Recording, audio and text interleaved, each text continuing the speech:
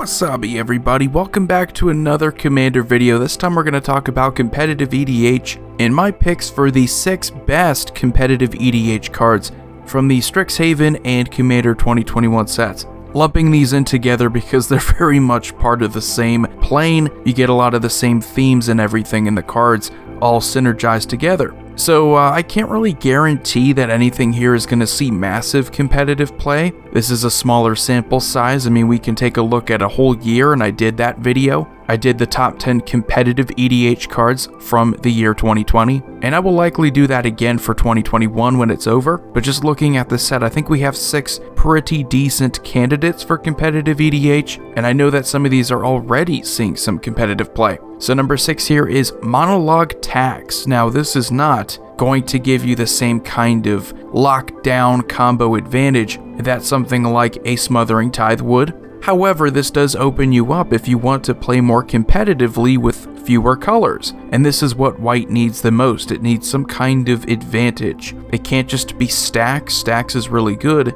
but you need to benefit off of it too. So Monologue Tax will not prevent your opponents from casting their second spell, but if they do, you will get a treasure token. And I think someone brought up on Twitter how funny it is that white getting any kind of mana advantage is depicted in the artwork as someone vomiting. Like they're just vomiting coins. So this is only number 6 because I think it's going to be relatively tame. It's not going to excite people as much, but I think it would be a solid card if you're looking to play competitively in mono white or maybe Boros. Not exactly something, if you can do better, you probably will. And then number 5 we have Keen Duelist, something that is immediately going to be compared to Dark Confidant, which does see a ton of competitive play. You get a 2-mana permanent that will increase the number of cards you draw at the cost of life. That's always good. Cheap card draw, consistent card draw is always beneficial. However, Keen Duelist also gives that card draw to an opponent. It's more political, so you can choose who you're giving it to. While it's not going to see as much play as Dark Confidant, I still think it's going to see some competitive play. If you're in mono black, you need that kind of card draw. And I could definitely see Keen Duelist in decks like Yawgmoth, Thran Physician, Kyrix Son of Yawgmoth, mono black competitive decks, where you can't really afford to be too picky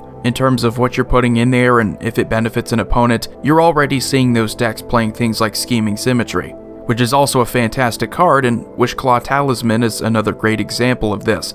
Just because you're offering that card advantage to another player doesn't mean it's bad, it just means that you're still getting it, it's just also helping out someone else. And then number 4 we have Storm Kiln Artist. I think this is certainly going to see some play, kind of like with Burgi, although you could argue it's better, you could argue it's worse because it costs another mana. Anytime you trigger that Magecraft, which is going to be often in a competitive deck where you have a ton of counter spells, you have a ton of cantrips, you're going to get more mana. It's a 4-mana card, which is the only real downside here. Other than that, it's great mana production, and the same argument could be made for this card that we made for Keen Duelist and Monologue Tax. If you're playing a mono red deck and you're looking to make it more competitive, this is going to fit in perfectly. This is going to be a must-have. The fewer colors you're playing in your deck, the more you're going to depend on something like this for your mana advantage. But again, it has that downside. If you're playing 3 or more colors, you might not want to play it.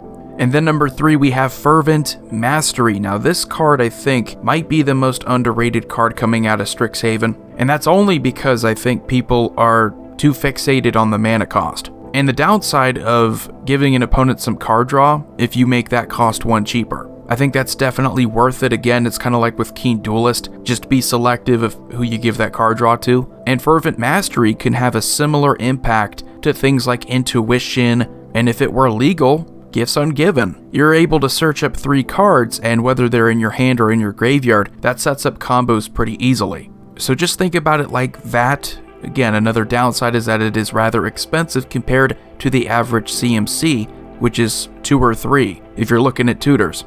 I still think though you get pretty much 3 gambles in a color that doesn't typically have good precision. Fissure Mastery is a must-have for red decks. And then number 2 we have, now we're talking about cards that I know are seeing competitive play, Culling Ritual. This card is great. It is not only a potential board wipe for certain decks, but it's also basically a ritual, as it says. You add a certain amount of black or green mana for each permanent destroyed that way. So the fact that you hit non-land permanents means that this is more than just a wrath. you're hitting things like Mana Crypt, very good CEDH staples, and then you're getting mana so that you get to go off after you're done doing that, which is the problem with a lot of board wipes, even ones that can deal with several different permanent types. It's what you do after that. That's the big question mark. So Calling Ritual is one of the first spells, I think, that after destroying so many non-land permanents, rewards you with that kind of mana.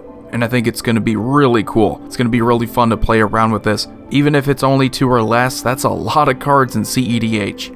And then we have number 1, which I think is probably the coolest card in the whole set. One that I think is very close to being ubiquitous, meaning that it's going to see play in every deck. Wandering Archaic. Wandering Archaic is a crazy card, and I'm not even going to pay attention to the other side because that's not even competitive. That's not even close to relevant for the discussion, but Wandering Archaic, you throw this into a competitive arena, and that becomes the entire game. It's what do I play that I don't mind my opponent copying. So I'm going to play a Demonic Tutor. Am I going to let them copy it and also get a Demonic Tutor, or am I going to pay 2 extra? That's why this card is so crazy. And it is 5 mana, but it's 5 colorless mana, so super flexible, really not hard to get out there.